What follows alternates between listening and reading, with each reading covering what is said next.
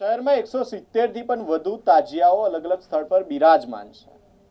મોહરમ પર્વને લઈને આજે અલગ અલગ તળાવોમાં તાજિયાનું વિસર્જન કરવામાં આવી રહ્યું છે। ત્યારે સરસિયા તળાવ ખાતે વહેલી સવારથી તાજિયાનું વિસર્જન શરૂ થઈ ગયું છે।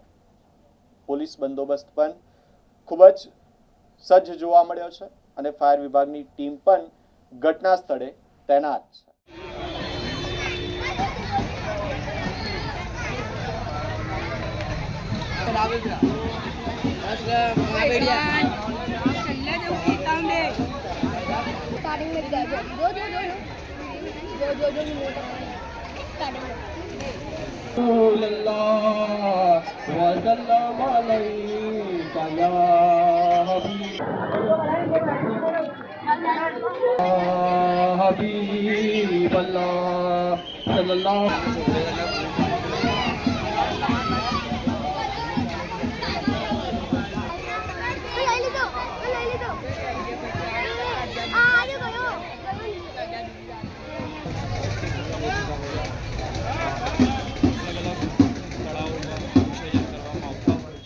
મેસેજ તો છે કે આ તાજો 10મા ચાંદ છે, આજે ઠંડો કરવામાં આવશે।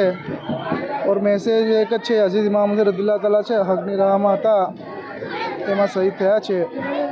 ઓર 10મા ચાંદ છે, આજે શહીદ થયા છે, તો એને માટે વિસર્જન તાજા કરવામાં આવશે।